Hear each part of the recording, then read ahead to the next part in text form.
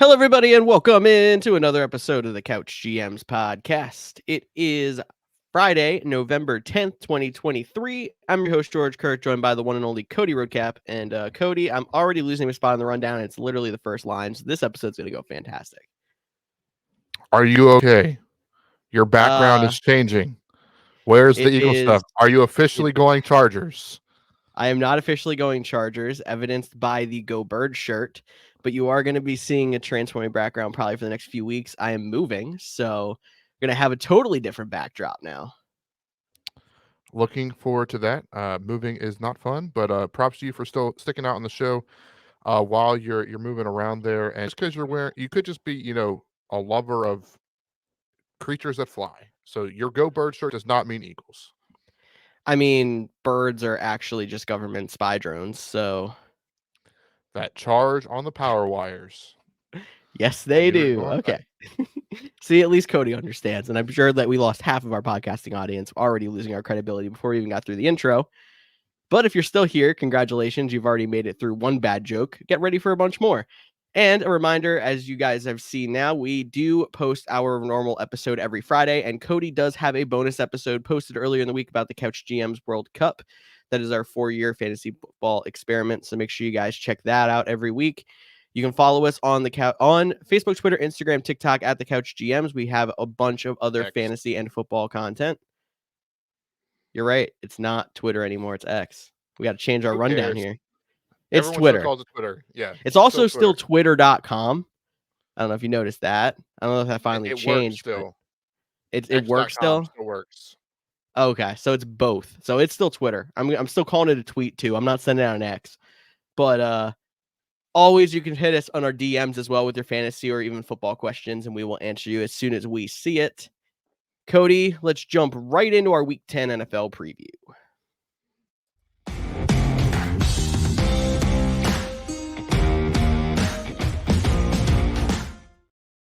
Four teams on the bye this week. We got the Miami Dolphins, the LA Rams, the Kansas City Chiefs, and the Philadelphia Eagles.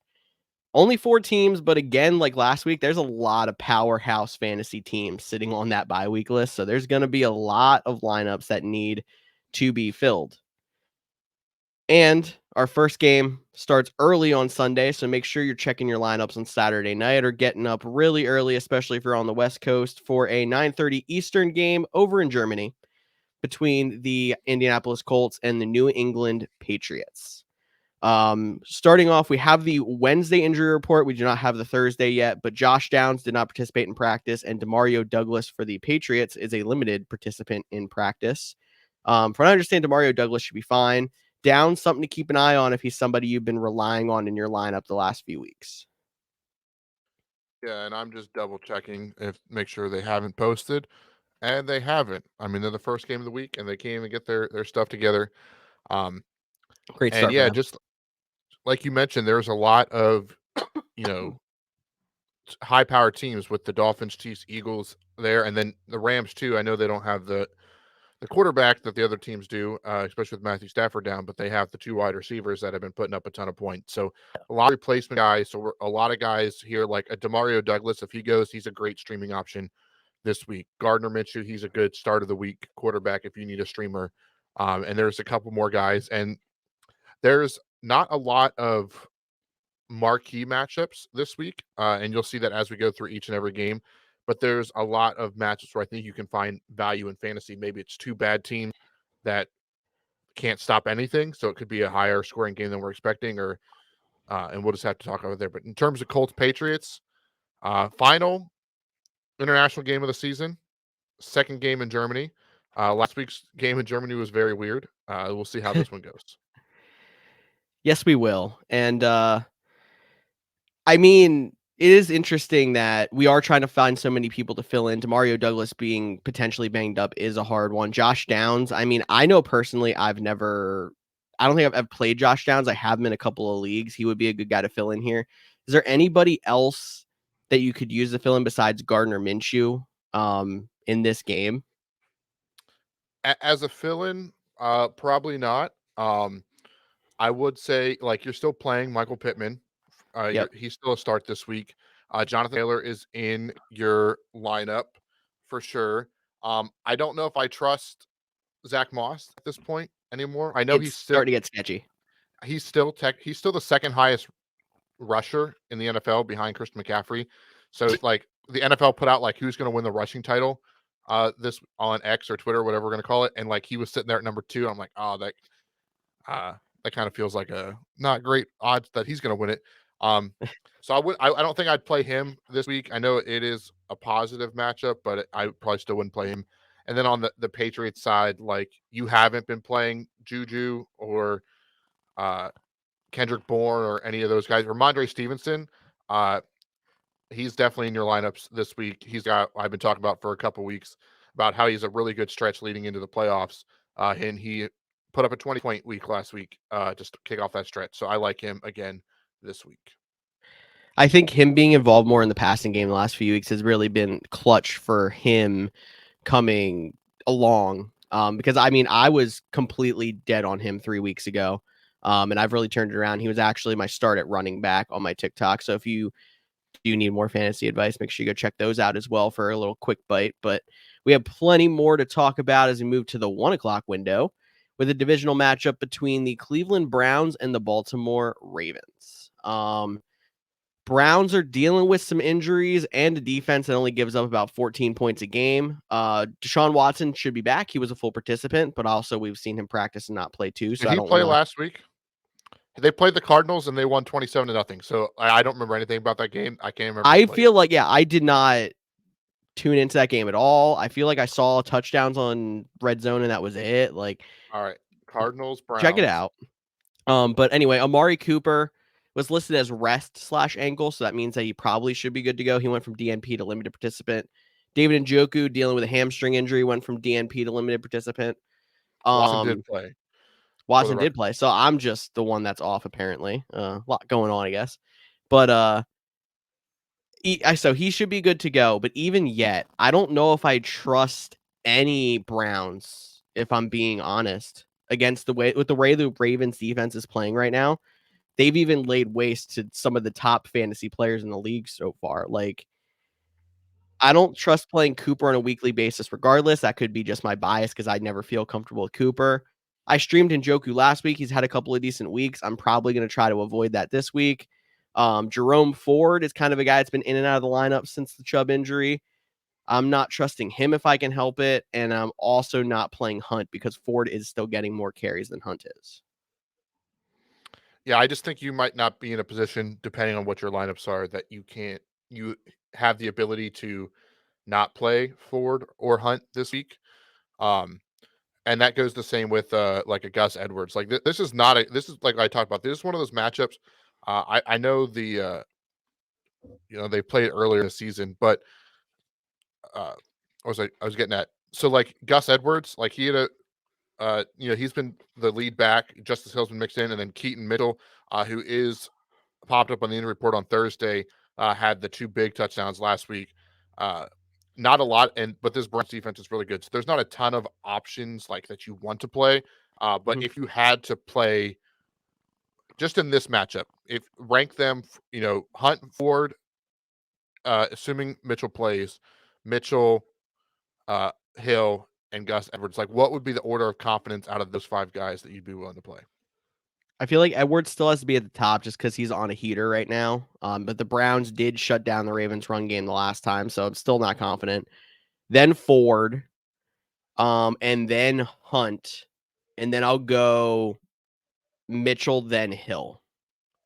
But I really think that like if I can help it, I'm trying to draw the line after Ford. I don't really want to play Hunt down. Hunt, maybe you have to. If you're going for Mitchell or Hill, you're probably fishing off the waiver wire, and I would find another option off the waiver wire.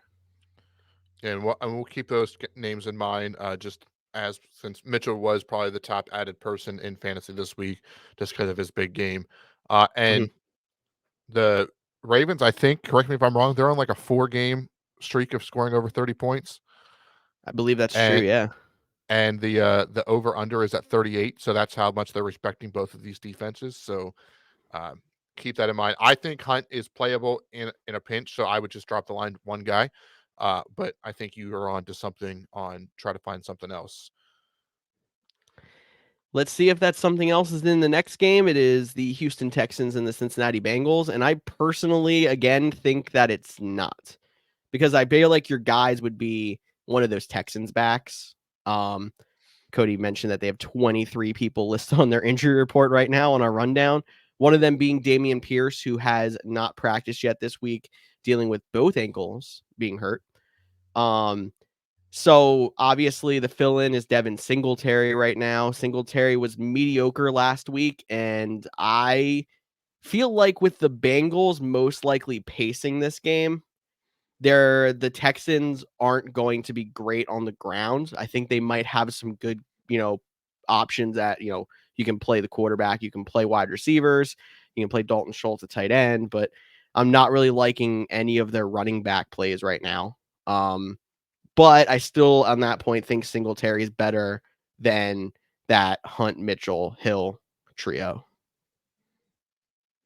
Yeah, I don't know if I can buy into the Devin Singletary. Maybe over like Mitchell and Hill. Like then you're just like those are coin flips. We can start a running back bucket if we need to. Oh, For those good. kind So of now guys. we're more buckets, all the Hey, buckets. look, I know that dog on TikTok that just like shoots a ball into the two buckets on they each have a team logo and picks the games. That dude gets 1 million views. We should just do that with tight ends and maybe we'll start getting millions and millions of views. We're not a dog, but we all have dogs, so we should try to figure out how to incorporate them into TikTok to get the numbers up. But It'd be even funnier if you just dressed up as a dog and did it every week. So that congrats. Thank you for volunteering. I heard you say you were going to do it. So we'll have to check. We'll have to check the tape here. But with this Texans Bengals game, we'll get to the Bengals wide receivers because that's a mess. But I just want to stick with the Texans real quick. And Yep. CJ Stroud, uh, incredible performance last week. I know I had him on my bench in a game I lost by 1 point, so it was a rough week for me last week. That was in the Couch GMs World Cup. If you missed the recap, uh, with that said, you mentioned the Jared Goff a couple weeks ago, how he had this odd home versus road splits. Yep. Well, CJ Stroud has a little bit of that going on this week. Now he is getting to go back to Ohio to play the Bengals but even just to put in some perspective, I know I'm only going to use one game, but I can go back multiple games if you need me to. But the Carolina Panthers were the week before the record breaker, but it was in Carolina. He put up 12 fantasy points, only throwing for 140 yards, 16 to 24, no touchdowns against the Panthers, and one of the best matchups of the season. The Mm-hmm. Bengals defense is pretty good, and they're going to have to rely on them. So I know there's a lot of, I guess the overall message I'm getting at is I know you're missing Tua, you're missing Mahomes, you're missing Hurts this week, and CJ Stroud was either on the bench on somebody or was top waiver wire pickup for quarterback this week after his performance. But I'm saying maybe not throw him in your lineup. I don't think he is a slam dunk start this week. That's intriguing because so many people, he's probably even a borderline starter for some people, or in one of those two quarterback splits when you have maybe like, I mean, this is a bad example because Kirk got hurt, but if you had Kirk, you probably platooned him with somebody and Stroud could have been that guy. But yeah, no, I think we can probably find a better option as we keep going through rather than play Stroud, and they're probably pretty widely available. So we'll keep an eye on the quarterback position as well as we keep going. Um, if you have to play Stroud, you probably could do worse, but his floor is probably around 10 points this week, as opposed to you hoping to get somebody who has a better floor. Yeah, and just like looking at the numbers here too, and again, football is super streaky, and maybe he's just going to be on a heater for another week in a row. And with the offensive weapons or that the dealing with injuries on the other side, maybe this game is a little bit closer, maybe a little bit more of a shootout. We'll have to wait and see. So CJ Stroud, he had the 470 yards, 5 touchdowns, almost 42 fantasy points last week. So we'll have to wait and see if that's the outlier. But I'd mentioned in week 8, he had less than 13 points. He had 14 points week 5 and week 6, the bye in week 7. So he wasn't, he was just middle of the tier, and then the big 41 point is what helped raise that number next to him and when it looks at the rankings. So again, I really like CJ Stroud. I've liked him since the draft. So I have him on my bench, but I'm just saying there might be a better streaming option this week. But maybe you just are relying on CJ Stroud at this point because you already have so many injuries, or that was the late round flyer that's been working for you. And if that's the case, keep rolling with it. I like it, but you've been mentioning a lot about these Bengals injuries. So we have to talk about the wide receivers. First off, T. Higgins did not participate in practice on Thursday. It was reported that he is expected to miss the game this week. So coming off that really good rebound game that he had, I think it's his best game of the year. Unfortunately, you're going to have to find another option. Jamar Chase went from did not participate to a limited participant in practice on Thursday. Chase is, I'm pretty sure, trending towards being able to go. Hopefully there's no limitations there. Joe Burrow is going to need him too if he's already missing T. Higgins. And maybe one of the guys you can go grab off the wire to replace one of the guys on bye or whatever is Tyler Boyd this week.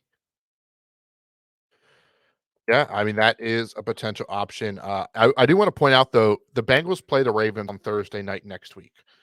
So because it's a quick turnaround, would not be surprised if Jamar is close or like there's a, if he's running the line, if they hold him out and try to get both of those guys back for the big divisional matchup in a big game. You mentioned Tyler Boyd. Now, if he can't go, if let's say Chase and Higgins don't go, Tyler Boyd would be the starter, and you'd think you'd want the number one option for it. But he's predominantly a slot receiver. And then as of right now, the only other two wide receivers on the roster are Trent Irwin and Andre Isovisa. That is not how you say that, but we're I going to have go no with idea it. who you're. Okay. And then Charlie Jones, the rookie, might be coming from IR this week. So, but he's currently on IR. So a lot of what did we call them a couple years ago when the Eagles were going through this Dippin' Dot stand employees? So that what you call? We were picking different stores every time, so they're grabbing people from the local Costco to play there. But if you watch the Sunday night game against the Bills, they really started to get the tight ends involved. I mean, they couldn't stop throwing it to Irv Smith Jr., Drew Sample, Tanner Hutton. They all got involved. That's their three tight ends there.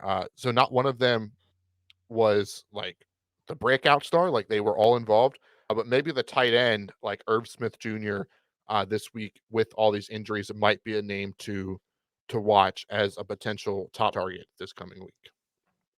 I like that as a good streaming tight end option. I like if both miss, I like Trenton Irwin a lot as a DFS play. It's a little too spicy for me to say go grab him to play in redraft. I think Tyler Boyd's still your guy to go with, especially if both miss. Even if just Higgins misses, you can probably throw a shot out there and hope he gets a touchdown. And even if Chase goes, like I'm not saying don't play Chase, you're still gonna throw him out in your lineup because he's Jamar Chase. But he played the rest of the game after hurting his back on Sunday night. But you could just tell he wasn't fully himself. He was more of a decoy. I don't think he got a target after that catch as someone that I don't know if you listened to the Fantasy Cup World Cup recap, and just because it's my matchup, I'll tell you. I went into Sunday night needing Jamar Chase and Brees Hall to only get 15 points to get a victory, which was No a way it big should have happened. Yeah. which it would have been big because I would have got a game up on your fiance who took her first loss in the World Cup. Mhm. So, but it said she keeps the 2-game lead. And I lost by 1 point with CJ Stroud on my bench. So it was just like a nightmare situation in fantasy, especially when in the Jets game. Sorry for going on this tangent. On Monday night last week, Garrett Wilson was still out there. I mean, all the offensive linemen, they weren't playing great. They were still out there. Alan Lazard was still out there, but they took out Brees Hall, and then that whole garbage drive touchdown was just dump off to Michael Carter. He finished with like 4 catches for like 43 yards or something like that, or 5 catches for 40 yards. And I was just like, if one of those would have went to Brees, I would have won. So fantasy football is extremely frustrating for me last week, and that is why I don't like to pay attention to it during and just check on Sunday night or Monday and see if I won. I got too involved, and it just ruined my Monday night. Yeah, exactly. I Sorry, mean, sorry for that it's tangent. not for it's not for the faint of heart to sit there and watch your fantasy games unfold. No, I'm trying to go back to my World Cup game because you actually apparently couldn't check out Group C because NFL.com had an error while you're recording. I should not have won my game, and I ended up winning because Justin Herbert got 7 points. I was down to like him and Diggs going into Sunday night, and Diggs had 19. I'm like, there's no way Justin Herbert doesn't win this game for him, and he threw up. I mean, they won 27-6, but he did nothing in fantasy. So, yeah, it's interesting because even like you can say, oh yeah, the Chargers must not have won. Herbert scored 7, and here we are.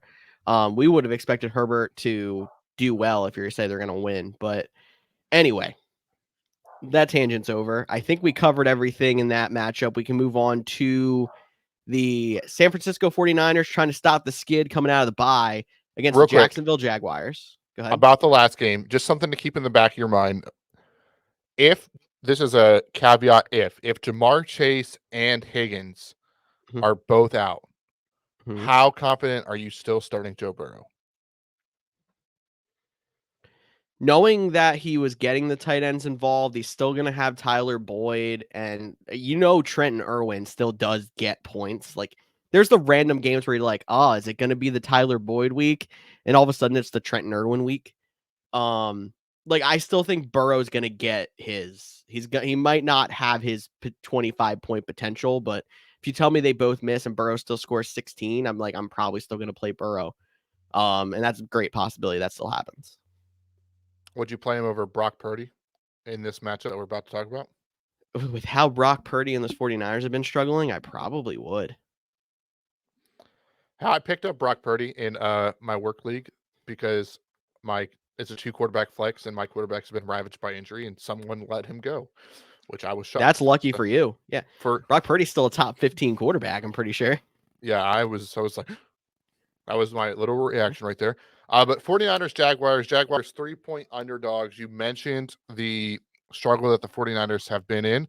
And I will say this is a West Coast team coming east at 1 o'clock. And the last time I referenced this was the Cleveland game, which that was the start of their struggles. But they are going to have Deebo Samuel back. He was a full participant on Wednesday, and that was always kind of the situation with him. They were like, we're going to get him back after the bye. That's why he didn't go on IR. They kind of had this target date for him. So Purdy should have Deebo, Christian McCaffrey, George Kittle, Brandon Ayuk. So the full repertoire of offensive weapons. The Jaguars, they were on a very big hot streak. They were on the opposite. They were on a hot streak, winning a bunch of games in a short amount of time, separating themselves from the rest of the pack in the AFC South. Zay Jones is limited. This matchup can go. I don't know. Like, I'm still trying to figure out how I see this matchup going. Like, do I see this as kind of like a shootout? Do I see it as a slugfest? Like, does this remind me of like the Jaguars Falcons London game?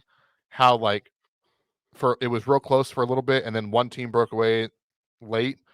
Like, this game is all over the place in possibilities for me. What are you thinking for this one? I have this weird sinking feeling that the 49ers are going to absolutely obliterate the Jaguars because the 49ers were on the down skid. Jaguars were riding high. They both hit a bye week. And then you come out of the bye week. Like, that time off can, break momentum in either direction. And the other thing I was going to reference was Deebo getting hurt is also right at the beginning of when the 49ers started their skid. So, like, it seems like they have an abundance of weapons, but the Deebo's versatility is still very important in that offensive scheme. And I think having the whole crew back together and having the week to be able to deep dive into what they were doing differently in the last 3 weeks than they were at the beginning of the season, I think it's going to be huge for them to make the rebound. Interesting. Now I'm going to have to pay a little bit more attention to that game this week than I originally thought I would, because somehow across 6 fantasy leagues, I don't have a player on any of these two teams. That's absolutely insane. That's not true. I have Brandon Ayuk in one league. Oh, I'm okay. sorry. I was going to say. I mean, I ended up with second pick in basically every single one of my leagues, so I have more shares of Christian McCaffrey than I know what to do with, which has been good all but 1 week this year. So I'm not complaining about it, but I mean, I still have Debo in a league. I still have Ayuk in a league. I have Kittle in a league. Like, I don't know how you would avoid the 49ers alone, and let alone the Jags still have some weapons with the ETN, and Calvin Ridley Yeah, has that's struggled. frustrating as he's been. That was the guy I wanted in like every league that always got taken a pick or two before me. And thank you to everybody out there that did that. Man. Anyway, I guess we have to talk Jags for a second here. Calvin Ridley is a great place to start with them because 49ers defense, going to the norm, not how it's been the last few weeks, is tough. And Calvin Ridley has been it's a roller coaster right now. And I'm seeing people who are more confident in playing Christian Kirk than Calvin Ridley right now. And Christian Kirk started off doing nothing at the beginning of the year. Where are you at on the wide receivers in general in Jacksonville in this matchup? I think in terms of consistency, I'm right there with playing Christian Kirk over Calvin Ridley. Now, on the season, they have only have 8 points difference in terms of fantasy. Wow. And Ridley's had like 2 huge games, but then a lot of duds.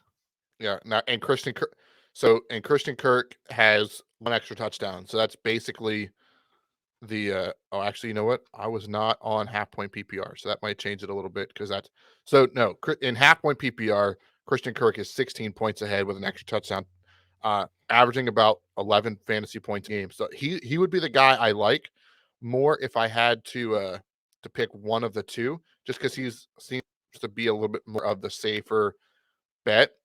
And but I will say Calvin Ridley in their last game before the bye had 6 catches on 10 targets. So maybe they saw something. They're going to kind of work that back in, and that was against the Pittsburgh Steelers, where Christian Kirk only had 5 targets, but he had 4 catches. So these guys will probably go back and forth all season long. If I had to pick one, it'd be Christian Kirk. In a tough matchup, that's you don't know how much you want to play them, but when you're missing guys like Waddle, Hill, Brown, Smith, Puka, Cup, and there's one other, Travis Kelce, but that's a tight end. No, a Chiefs wide receiver you're worried about. What's a Chiefs wide receiver? You're gonna play those guys. So it's true. I think you can play both, but I have more confidence in Christian Kirk. Unless you think they're gonna get obliterated, and you don't think Christian or Trevor Lawrence is gonna have a very good day. If that's what your gut's on you, maybe then you are looking at a flex guy or someone a little bit different.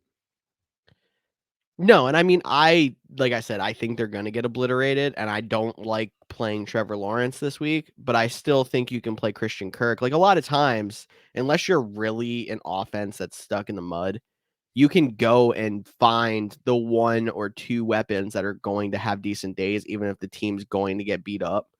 And I think if you're at wide receiver, it's Kirk, and then the other one you play is ETN. I'm with you on that. Okay, cool. We can move on to, you just mentioned the Pittsburgh Steelers, who played against the Jaguars recently. They're hosting the Green Bay Packers. Cody, take it away. Yeah. The Packers He's excited. You think I'd be more excited since I'm going to be in the stands, right? Like you think I'd be hyped. Yeah. I'd be hyped. But the Packers haven't won in Pittsburgh since the 70s. Now, I know it'd be like, well, they only really play in Pittsburgh every 8 years and stuff like that. Mm-hmm. But still, like, that's over 50 years ago. Yes. So there's a lot of opportunity there. And both these teams are bad, especially in the first half. Like No, I mean, you say they're bad, but the Steelers have a great record right now. They're 5-3, but if they flip the score in every 1-score game, they're 0-8. That's insane. They're statistically the second worst team in the league in the first half, actually through 3 quarters. But then Kenny Pickett becomes like elite in the fourth quarter, which is really weird. It's why they're winning these games, which makes no sense. The big reason is their defense keeps them in all the games because the Steelers' defense is still good, but they are missing some pieces in the back end. On the Packers side, though, since we're talking fantasy, Aaron Jones is probably the only player I would play this week, as he was limited in practice. But if you remember last week, I told you he was limited in practice, but he was also wearing a no contact red jersey. That Yep. jersey has come off. They practice in pads. He was able to be a limited participant.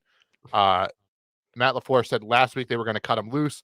I was skeptical. They cut him loose. He had a really good game last week. So Aaron Jones, the only one on the Packers side I would play this week. And on the Steelers side, like, there's a lot of guys that I could see having big games, but because the Steelers offense is so streaky and so bad, like, you're probably going to play Najee Harris this week. The Packers run defense has been a little bit better, but they played Alexander Madison, Cam Akers, Darrell Henderson. Like, so again, take that with a grain of salt of like their competition. I kind of like Jalen Warren this week. Maybe not a full on start, maybe a flex if you need it, DFS type of play. DFS. Yep. I think he could be. And then George Pickens is the other one that he's been so fluky. I know he was Disagree. doing a little bit of complaining. What do you? I haven't said if I'm playing him or not. Okay. No, okay. I thought he was the when you say it sound, it was like this. That's the wide receiver I would play. It's not. No, he's the one that like I'm on the fence if I would play. Gotcha. Like I can see like because he's still a guy that can take. He might have the 70-yard touchdown, but what I was getting at was the guy you are going to play is Deontay Johnson. Mhm. And the other reason I was going to say Pickens was because Jair Alexander is not practicing, not looking like he's going to play. They just traded Rasul Douglas. So it'll be Arrington Valentine and Corey Ballantyne playing cornerback for the Green Bay Packers. Yes. So love is in the air, guys. yes, love is it, hopefully throwing through the air. That's even better. I didn't even. That was totally. Yeah, I totally meant to do that. Yep, that's it. But yeah, Deontay Johnson. Since I know the touchdown, like he was going through like the Jacoby Myers syndrome. He was getting all the targets. He was getting catches, yards. Just couldn't find the end zone. He broke that last week. I wouldn't be surprised he gets in the end zone this week, especially with the.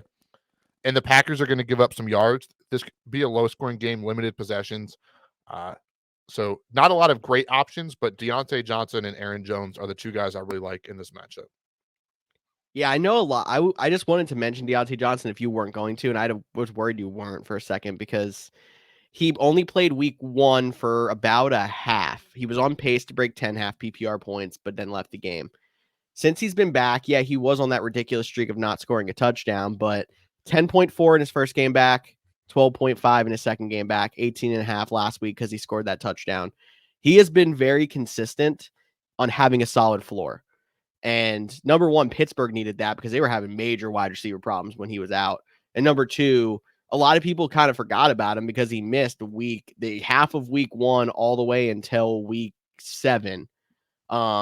And I mean, I know I'm someone who had replacements on my team, didn't even think he was going to go into my lineup when he came back. And now he's been so consistent since he's been back. He's kind of a mainstay over all those flex options that I had stocked up over the first 6 weeks of the season.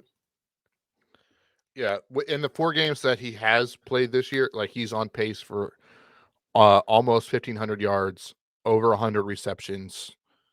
So I really like Deontay Johnson this week. He's a guy I would go trade for too, if you can. Mm-hmm. It might be too late now because he's had 3 consistent weeks. But if you might be able to throw a name that has been disappointing out there. Maybe not to George, like Chris Olave for Deontay Johnson. You say Chris because I'm Olave, still on the Chris Olave bandwagon, but yeah. but he's been so inconsistent. You might need a guy a little bit more stable. A Garrett Wilson, just because of the pass options there for Zach Wilson there, and like he's still getting targets and stuff like that, but the inconsistency and the lack of offense is so maybe a guy along those lines, you might be able to get Deontay Johnson. I like that move. See if you can explore what the Deontay Johnson owner is thinking in your league. But you mentioned Chris Olave. So why don't we talk about his New Orleans Saints who are traveling to the Minnesota Vikings? Vikings rookie quarterback Jaren Hall did not participate in practice. We were expecting it to be a Josh Dobbs game anyway. Here we are. This man just goes to towns there for 6 days, starts football games. That's just what he does. I mean, he didn't start, but he played in it for a significant time and put up some great points. He was one of the most added quarterbacks off the wire this week. I don't personally love it because the Saints defense is still tough, But is he one of those guys that you'd be cool with playing over like a CJ Stroud? Oh, CJ Stroud is a tough one. Maybe. Like so here's the thing with Josh Dobbs. Like at least with Stroud, you've now seen all-star potential.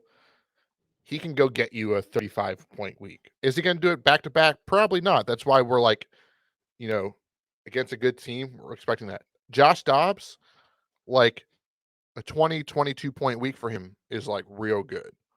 And so I think there's a lot of inconsistency. So I would probably lean CJ Stroud just because you mentioned the Saints are a good defense. So it's not a great matchup either. Now, if they were playing like the Bears or the Raiders or like those bad teams, like I would probably actually say Josh Dobbs this week over CJ Stroud, but I don't think I would go there that far quite yet. It's also the second week in the system. Now there's some film on him. Like things always start to change a little bit. And I mean, we know that he's been a solid quarterback in filling in where he has, but he's not a superstar quarterback. Like I would also rather go with the CJ Stroud because I feel like the ceiling's better. But yeah, no, I just had to ask it because I know he's somebody that like people have seen the 20+ point weeks the last 2 weeks, despite him changing teams and everything. And everyone's like, I'm on board. And I'm also someone pumping the brakes. So I'm with you. No, I will say Josh Dobbs is quarterback 10 on the season. Yeah. So The fact that he got traded because they didn't want to start him anymore in Arizona, and he's quarterback 10 in fantasy. What does that tell you? I think the deal was in place already. I Okay. think that they had already, and they were like, we're going to play Clayton Tune, which is terrible. Like, why would you announce it? But like, I think they already had, like, the deal was almost in place. So they were just like, oh, we're going to play Clayton Tune this week, but we can't officially announce the trade. It's kind of the vibe I got. Could be Okay. completely wrong. I have no inside sources on any of the 32 teams. So no idea if that's accurate or not. But yeah, Don't Josh tell him. Josh Dobbs is a higher fantasy quarterback than Dak Prescott, Jared Goff. Now, Dobbs has played 9 games. Those guys have only played in 8 because of some of the bye weeks. Brock Purdy, ironically, he's only 1 spot behind Kirk Cousins and 0.3 points behind him. So now that I'm doing a little bit deeper dive into the numbers, I think I would play Josh Dobbs over CJ Stroud this week. That's a It's at spicy play home to me. in Yeah. Minnesota. Now, I don't think they're going to have Justin Jefferson back. I think they're going to, They're not rushing him. Yeah. he needs a new contract, so he's not playing at less than anything than 100%.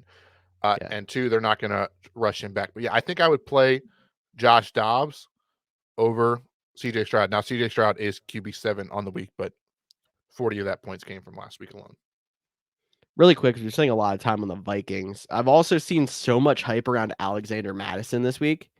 And I'm still kind of wary about everything with him. But I get that they did just lose Cam Akers now too, who was taking carries from him. You think it's like a volume thing, or do you think he's breaking out? No, it's 100% volume. It's Okay. the same thing with Najee Harris. Like, no one's excited to play Najee Harris, but you know he's going to get 20 touches a game, right? And that's what we're going to see without this. Like, this is not a good matchup for Alex Madison against the Saints defense, but you're going to play him because of the opportunity. And at least with last week, now this could have been he just didn't know the plays as much, but he was really involved with the pass game with Josh Dobbs. How much is that playbook versus just knowing where your check down is? How much will that progress? Will that take a step back? Was that just a part of last week's game plan? We'll have to wait and see. So I understand why there's some quote unquote excitement. It's just because in the year of running back by committees, Madison now on paper is one of the few running backs that is like an 80-20 running back. Yeah. Okay. I got you there. I feel like it's the same thing as Rachaad White, who we'll get to in a second. But we got to talk Saints really fast. Playing Kamara. Olave is still a very interesting case. He's still in my lineup. but He's hard to bench, so I that's get the that. problem. But it hasn't been pretty. I think he's like wide receiver 40 something on the year right now. And then is there anybody else there? Jawan Johnson got a touchdown last week, if I'm not mistaken. That's just he's in the bucket. Cody's still checking to see where Olave is here. I was not. Oh, okay. I was not looking where Olave was. I was looking because this I have to do some math because you're missing a key guy, which I think he can just be in your lineup at this point.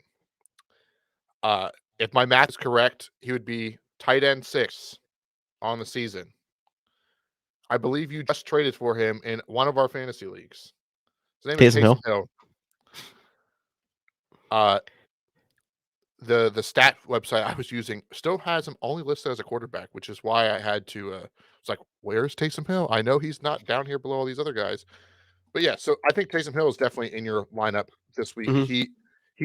He's becoming more part of the offense and not so much just the guy that comes in and takes a couple handoffs. Like he's is getting more and more opportunities.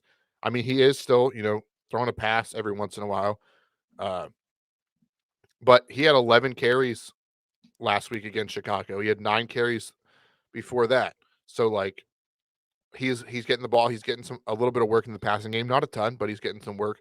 And he has 3 weeks in a row over 12 points. So I think I like that in fantasy, especially the tight end position. Correction, 14 points. Ooh, yeah, it's even better. No, because he's still getting used in the as a quarterback occasionally too. He's still catching the ball, whether it's out of the backfield or lining up out wide or as a tight end, whatever. Like, yeah, they're using him all over the field. It's nice to see that he's not being used just as the trick shot specialist anymore. But yeah, I can't believe I missed him. You're right. I did just make a trade for him. I traded Michael Thomas, who was just sitting on my bench, kind of waiting there in case I needed him. Which To get a bye week fill in. So which on paper, the trade looks awful because Michael Thomas is that name. Yep. But in reality, like that's a bad trade for the person getting Michael Thomas. It really is. Like it was like when I saw that, I had to like look at it like I was like, wait, what? Oh, wait, what? Like that was my reaction to the exactly Michael Thomas trade. But it doesn't help that I'm also the Travis Kelce owner, and it was like, well, I want Taysom Hill because he's so hot, and Kelsey's on a bye. But then after that, I get to decide if I want to trade Taysom Hill or if I want to potentially flex him if he keeps this hot. Like, you know what I mean? I mean, there's not the way he's playing, pretty good flex option. Not gonna lie, which is crazy to think we've gotten to the point where, sure, we think Taysom Hill might get steal a touchdown this week to now borderline every week tight end play, borderline flexible with another tight end, which is crazy in the year of 2023. But we are like 45 minutes in and we're not into the 1:00 game. So let's pick this pace up a little bit. Tennessee Titans at the Tampa Bay Buccaneers. Titans are 1-point underdogs. Will Levis was named the starter, despite even when Ryan Tannehill comes back. Now Ryan Tannehill did miss practice on Thursday, but Levis will be the starter. Traylon Burks is still in concussion protocol. Looks like he's not going to play, and no real injuries. The only one that's worth mentioning for the Buccaneers is Vita Vea, was limited, but he's expected to go. So that is the big question mark. Derrick Henry looked pretty good last week. I believe it's Stoughton, Vermont, if you follow along with that weird trend. So he looked pretty good. But the Buccaneers, if I heard correctly, and I don't have the stat exactly in front of me, but I believe they have not allowed a red zone rushing touchdown. Now, I know that kind of like they might have allowed like a bigger rushing touchdown because I feel like when you caveat it, but you're playing Derrick Henry. Like, don't hear what I'm saying, but just know this is a very good rushing defense for the Buccaneers and a very bad passing defense. So this could be a game where very similar to when the Titans unleashed Will Levis the first time, and he threw for 4 touchdowns all over the yard. That might be another game like this. So DeAndre Hopkins, you can play him. George is shaking his head, so why don't you jump in? I don't think I've released that TikTok yet for when Cody's watching. I'm going to release it before this episode comes out. my start of the week at wide receiver is DeAndre Hopkins, because Buccaneers red matchup for running backs, green matchup for wide receivers. Like, we think of their defense as being super, stingy, but really they've only been stingy against the run this year. So yeah, Cody, you're right on track. You're right with what I was going with. Yeah, and CJ Stroud just put up 470 yards on this pass defense, and the running backs did nothing. So that's just Yep. last week alone. Last week alone, but it's still continuing the trend from before. Like, I think it was already this. It just looks even more inflated now. And the same could be said about the Titans. Maybe not as much of a big as gap, but their run defense is better than their pass defense. Yes. So I think you can play Mike Evans and Chris Godwin this week. If you need a Baker Mayfield or Will Levis, I think either of those guys are startable. I would pick Levis over Baker Mayfield, but if for some reason he's not available and you need a guy that's on the waivers, Baker is probably there. So I think you can play him if you need to in a pinch. Agreed. And I'm still, even though the Titans' run defense is better than their pass defense, I'm still willing to play Rachaad White, because Same. he's another guy who's been on a burner. And like, my biggest hit on him was never volume, it was always efficiency. And the efficiency has actually been better the last few weeks. So if they can find a way to keep that run game rolling at least a little bit against the Titans, I like his chances of getting a touchdown and salvaging a good fantasy week for you. I am. Let's move to 4:00. All right. We have the Detroit Lions traveling out west to the LA Chargers. I want to start with Jared Goff here, because road game for Jared Goff tells me, nope, you don't play him. Chargers have given up the most passing yards in the league so far Is it a this road year. game though? Will It's a road game. Won't there be more Lions fans than Chargers fans? That's true too. I never even thought of that when I was looking at this is too juicy of a matchup to sit Jared Goff. But on top of it, Lions fans have been traveling well this year, and LA gets a lot of opposing fans. So you know what? Lions home game. I'm convinced we're playing Jared Goff this week. I mean, I'd play him anyways because of the statistical reasons, not the how many fans are going to be in the stands, unless the Chargers have all them robots just taking up all the seats. They're not robots. They're paid actors. It's LA. Come on. Dude, have you not seen the robots in the Charger stands? I have not, but I've seen paid actors. LOL. She's not a paid actor. She's not a paid actor. I'm so sorry. No, there's actually robots. Like, what did I miss? Hang on. I'm going to text you this. So Post it on our X, so the fans can see it as well. You don't have to do it right now. I'm not going to post on X right now, but I'm going to look it up so you could talk about the other people on the Chargers are willing to play. All right, so other people on the Chargers I'm willing to play. That's a great question. It's Keenan Allen. It's Austin Eckler. Both of them. I mean, I guess Allen hasn't been as good since Eckler's been back. Kind of concerning when you look at it that way, but he's still going in your lineup.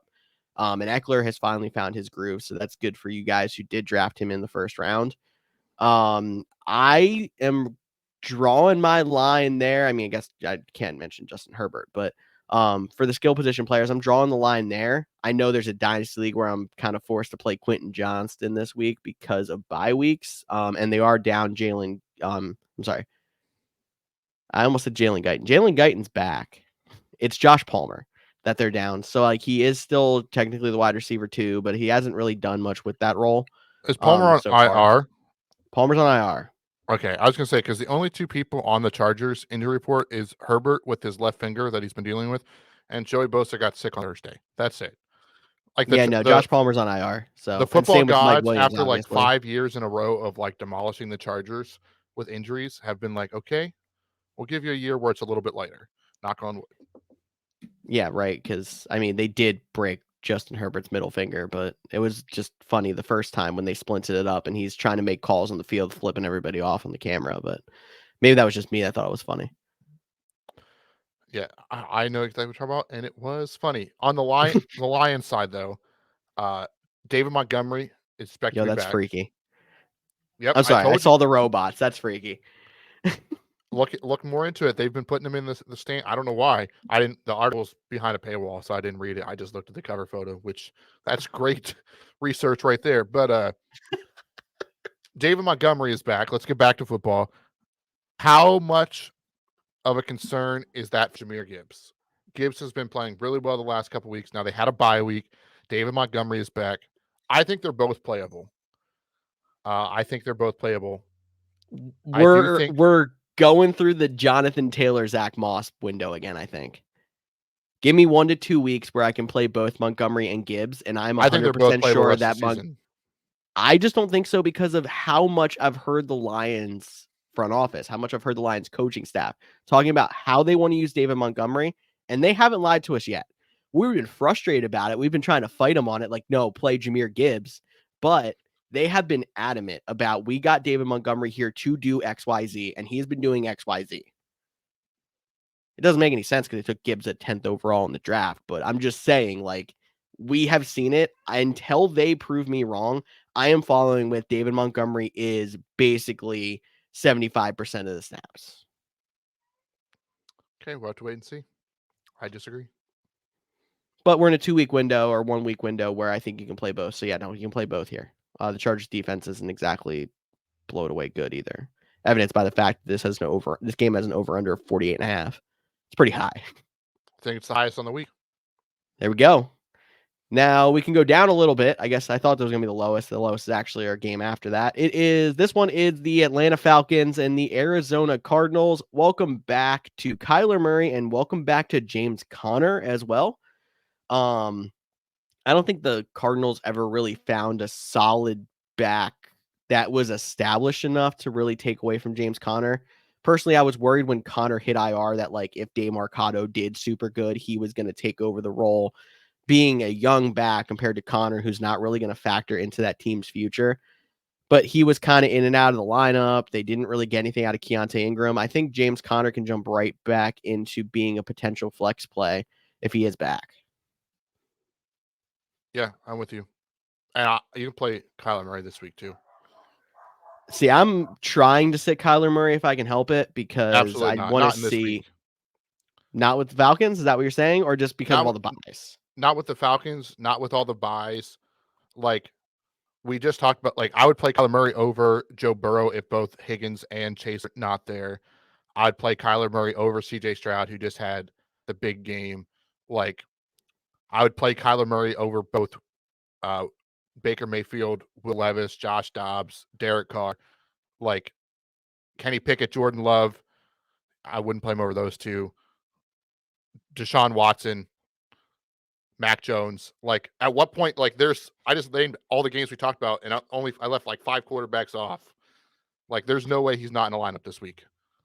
Unless you have, Justin Herbert and you're just holding on to him.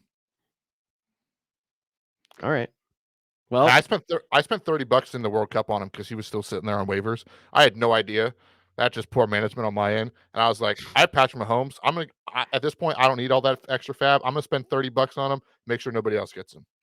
And so probably no one else bid if I had to guess, or bid $5 or something. I didn't look, but I don't think anyone bid.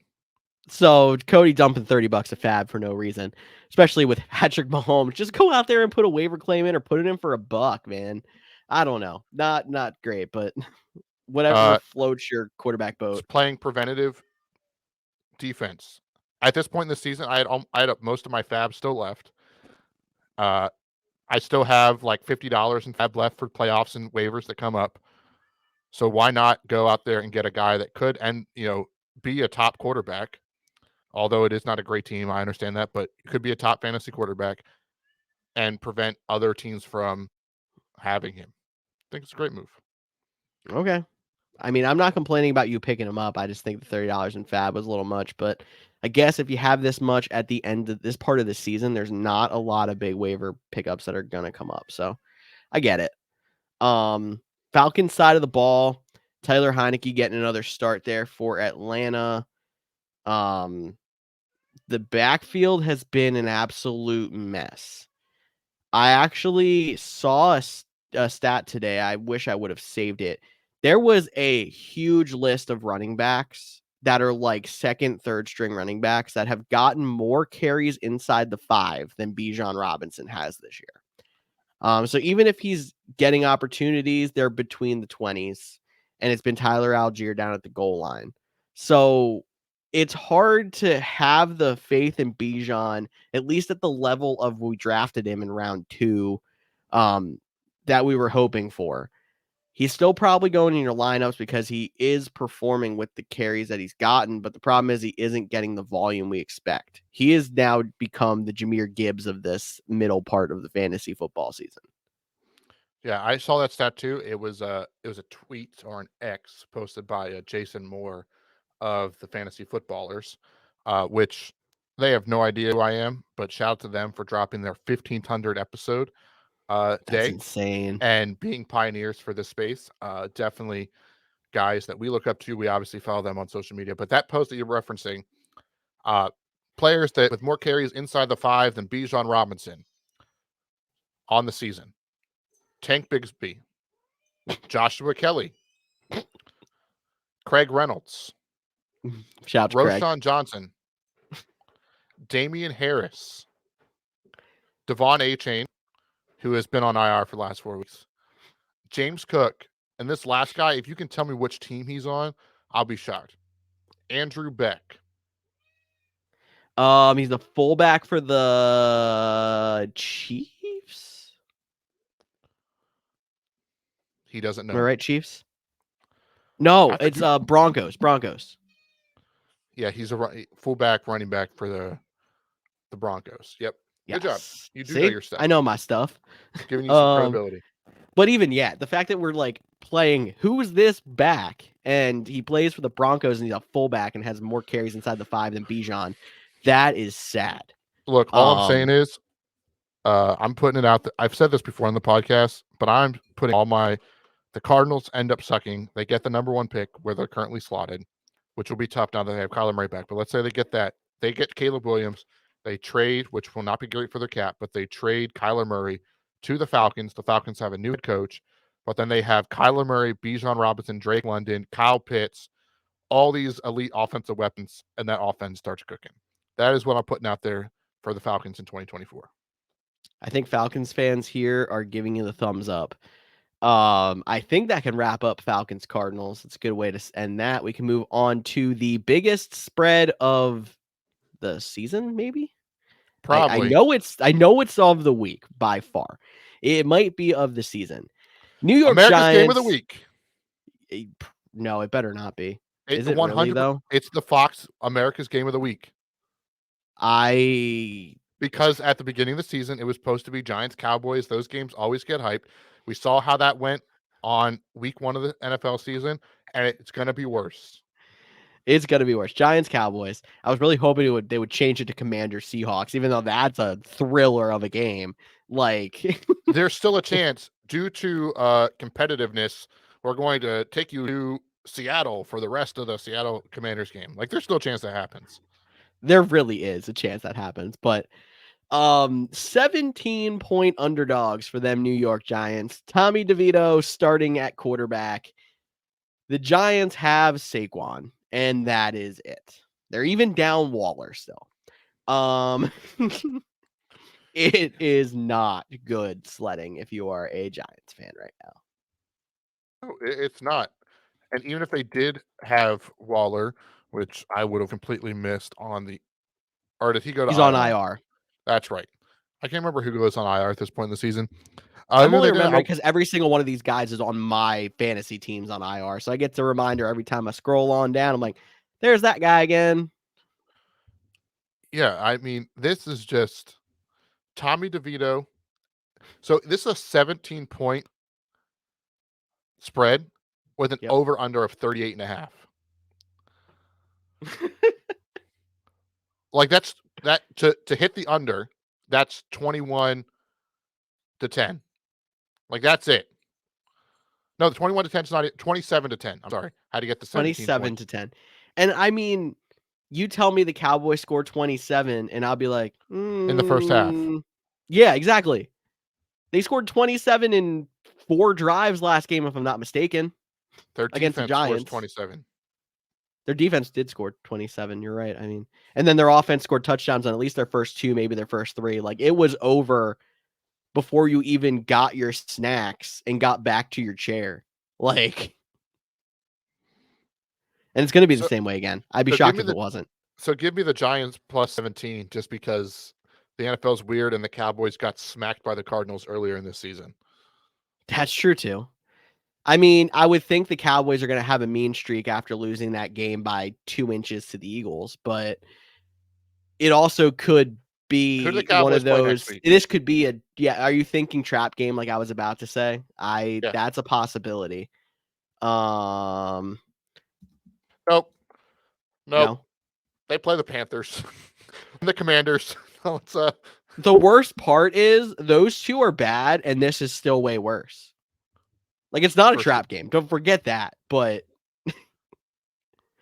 yep, man, this isn't. They had an ease in their schedule. They must have played the tough part of their schedule already.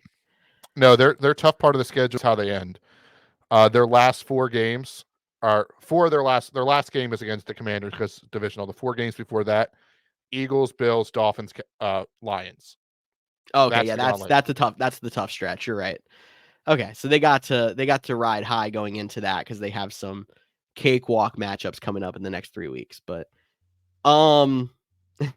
play your Cowboys. I'm not going to get cute and not play Dak in this matchup just because there's so many people missing. But this could be one of those Dak scores 10 points because he doesn't have to do anything games. That's like what he did in week 1. Dak, CD, Jake Ferguson, Tony Pollard. This could be the Tony Pollard get right game. This should be the Tony Pollard get right game. And we'll see how it goes from there. Deuce Vaughn and DFS. Yep. And play Saquon because you have to, and that's it. Yeah. Cowboys defense going for 30 more points. Congratulations if you play them this week. You should get a dub. If you play against them, man, I hope for your sake that it don't get 30. We'll have to wait and see. Now, America's should be game of the week, the Washington Commanders and the Seattle Seahawks. I still can barely say that without chuckling because it's still not a great game. Wait till we get to Sunday Night Football. It gets better. It gets better. Nice.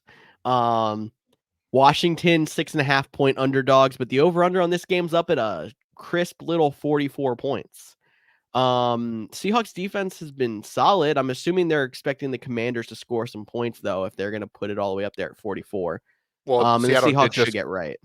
Seattle did just get spanked by the Ravens. The Ravens have been doing that to a few teams, but I think that's why the over-under is high. Maybe it's because quarterback Sam Howell is the second number 2 in the NFL passing yards on the season. Maybe that's why. Jahan Dotson, he did miss practice on Wednesday, but it's personal, non-injury related. So expect him to be back. He's been coming on strong the last couple of weeks, so he's a guy that is a potential flex play with. I think he's definitely a flex play, especially with the bye weeks this week.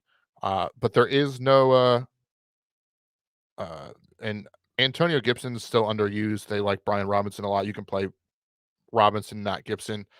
But on the Seattle Seahawks side, I know Kenneth Walker has been DNP as of Wednesday. I don't think he practiced Thursday either, but they don't have the injury report out because Seattle never has it out in the time of recording. That one, if he doesn't go, like Zach Charbonnet seems to be like the guy, but he's like really strong with his opportunity. So like I don't love it, even though like the Commanders have like no defensive line on the outside, but maybe they have the guys up in the middle. So don't love Zach Charbonnet if Kenneth Walker doesn't go. If Walker does go, you'd still play him, despite him being limited the last couple of weeks. And then Geno, Metcalf, Lockett, all good to go in my book. Agreed. And if you want to be real fun and try to troll your friends, if you do a DFS with them, you can play DJ Dallas and see if he gets those carries over Charbonnet. If you start struggling, just laugh at him when he does. Yeah, if you like losing money, if you're one of those don't DFS listen to that one. One of those like I can't. Now when DJ Dallas goes for 3 touchdowns, George is going to be on here talking like he's, never mind. I don't know. I'm going to cut off that last part where I said don't listen to me and be like, yeah, no, look, I said it. You hear it right there? Dude, I know we're talking about DJ Dallas, and that might just be because we're stalling for the Sunday night game. Because if you missed Monday night, where you got to watch the New York Jets, don't worry, you get to watch them again on Sunday night against the Las Vegas Raiders. Yeah. hang on. There's no way the Raiders are 1-point underdogs at home. I that has to be an error. George, I need to talk about this game so I can look this up. Do I have to talk about this game? I'm going to talk about Aaron Rodgers because that's the only thing I really want to talk about with the Jets, because Please this don't go game down has this been. conspiracy theory. I'm not doing a conspiracy. I'm just informing the people. I don't care why it's happening, but Aaron Rodgers, if you missed it, walked into the stadium on Monday night without a brace, without crutches. He looks like he never went through surgery, and I'm He has pretty sure massive inserts on his shoes. His soles are this thick. So he wears heels now. Got it. No, I'm kidding. And that's not a typo. The Raiders are 1-point underdogs at home versus the Jets. I know the Raiders haven't been good, but man, can't even get the home field advantage. No, they can't. But anyway, just to keep you guys up to date with Rodgers, he's going through pregame routines. He was also quoted saying that he'll be back in a few weeks. So we'll see how that goes. Okay, well, you got to clarify. That was an interaction between him and Derwin James at midfield after the game, which then he went on McAfee this week and said he didn't realize they were recording, and that was more of a joke. That's unrealistic. Now, it doesn't look unrealistic, but I'm sure it's unrealistic. If you want the real juice, his longtime sponsor, or he's sponsored by them, I guess, but he's a brand affiliate, whatever the official title would be, of, I believe it's pronounced Zenith Watches. They came out with this new watch, and he posted a picture of it on Instagram. And the date was set for the 28th, and the hand was at 12. So people are thinking the game 12/28, if he does make a season comeback, might be the week. So that's the conspiracy. That's another month and a half, so that seems like it's more realistic. It doesn't seem more realistic that anybody would come back from an Achilles that fast. But that's the other conspiracy theory, which you don't need to go down that rabbit hole about that. If you want to search on X, Aaron Rodgers Achilles conspiracy theory, and you'll have a good old fun time. Probably a better time than this game. But so on the Jet side, you're still playing Breece and Garrett Wilson. We talked about them.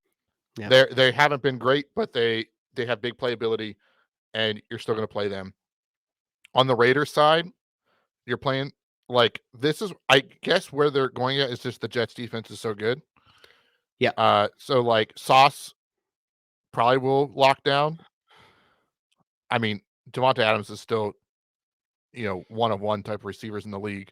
So but it's, can they get him the ball, which has been the Raiders' problem since Derek Carr left, basically.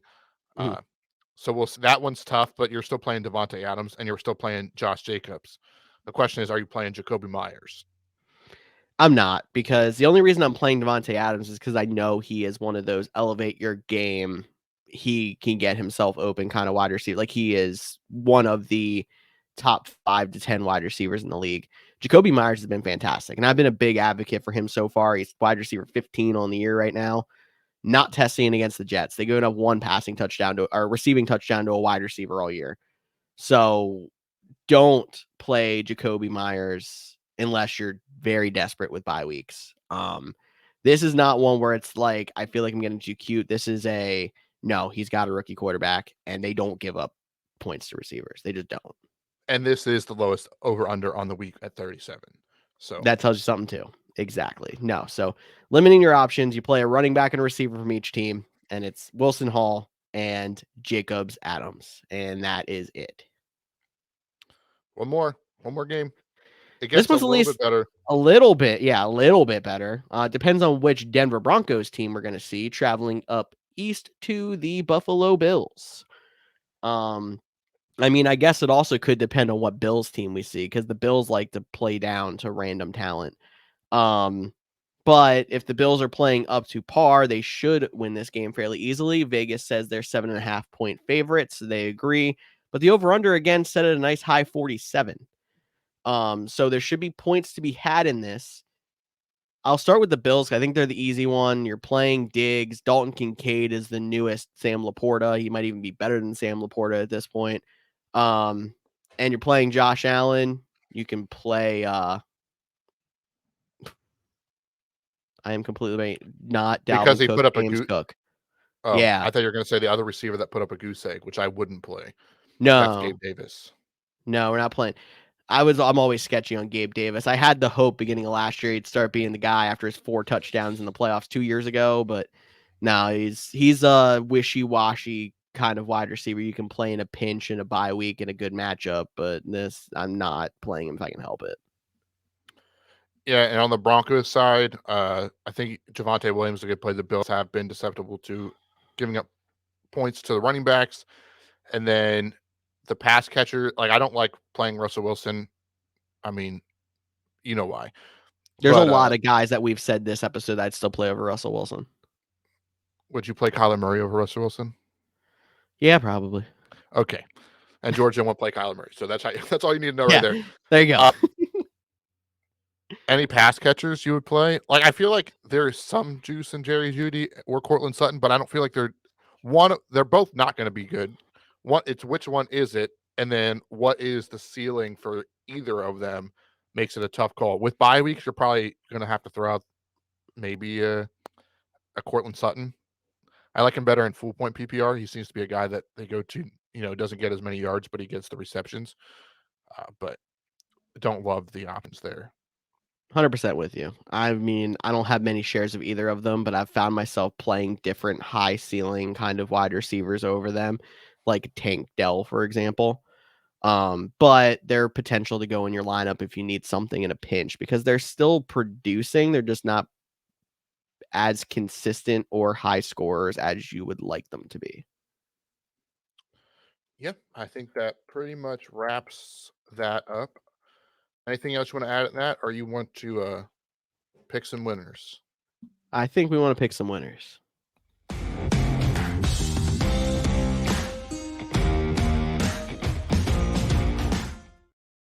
Got some Survivor picks up here, and I am just going to mention if you just want to play it safe and you haven't used them yet this week, just take the Dallas Cowboys.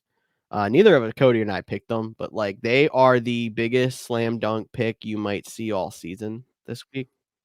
So just throwing that easy one out there. And Cody, you have a little bit of a harder one, so go ahead and who do you got in Survivor? Yeah, and now that my wife's home, I'm hoping she doesn't run over here and slap me for saying this. But Whisper it. We can still hear you. if I was in Survivor, I would pick the Steelers this week. Like I mentioned, the Packers haven't won in Pittsburgh since the 70s.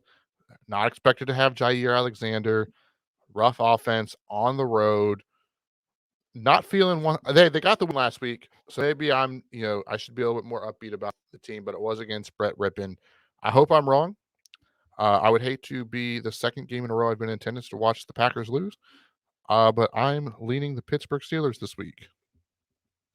I won't make you keep dwelling on that, number one, because you're predicting the Packers to lose, number two, because I don't want your wife to overhear and go over and slap you. So I'll just move on to mine. And I'm taking the Seattle Seahawks over the Washington Commanders. Maybe not the most clear-cut pick, but the Seahawks should have a bounce back after getting obliterated by the Ravens. They are clearly the better team over the Commanders, who have been wishy-washy. I do like a lot of things that are coming out of the Commanders that will help them for the future, but right now they're just not a team up to par, and they traded the best part of their defense away with trading away those edge rushers. So they became a little bit weaker there even. I like Seattle. I do too. Got one more thing to do before we get out of here. Cha-ching!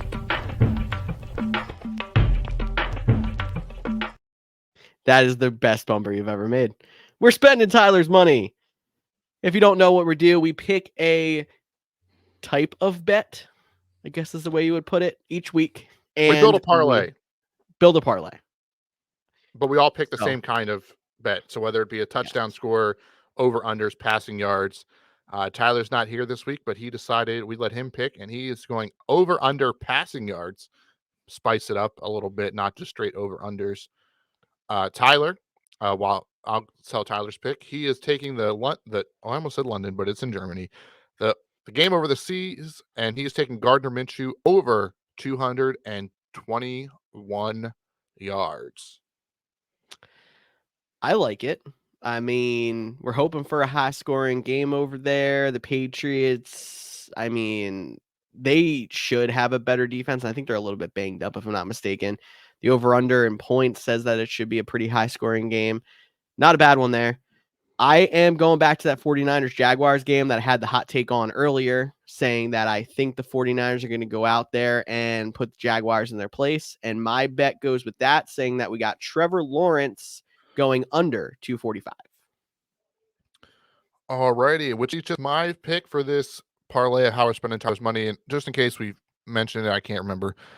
We put $5 on this parlay each week of Tyler's money, and we see what we're going to win.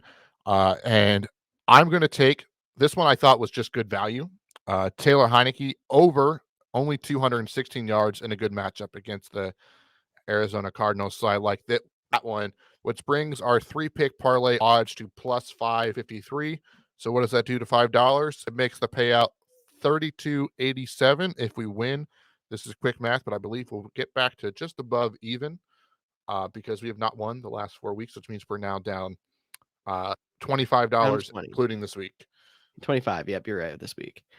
Yeah, I feel good about this one. I like that we did something a little bit different. I'm hoping it breaks the streak. I'm not someone who's actually been good about picking against like spreads and stuff anyway. So let's check over-unders on passing yards and see if this works out. And if I remember correctly, each week we've hit in 2 of the 3 legs. That's the most frustrating part. Yes, that is true too. So we're so close. It's going to break through one of these times. That or we're going to go 0 for 3 this week now that we said this, and it's going to be an absolute disaster. Hopefully that is not the case. Definitely don't want that to be. But that will wrap up this edition of the Couch GMs podcast. Thanks for tuning in. As always, you can find us on Facebook, TikTok, Instagram, Twitter, X, whatever you want to call it. All those places at the Couch GMs. Make sure you subscribe to the YouTube channel and follow us on TikTok, all those places. I'm Cody Roadcap. That's George Kerth, and we will talk to you all next week.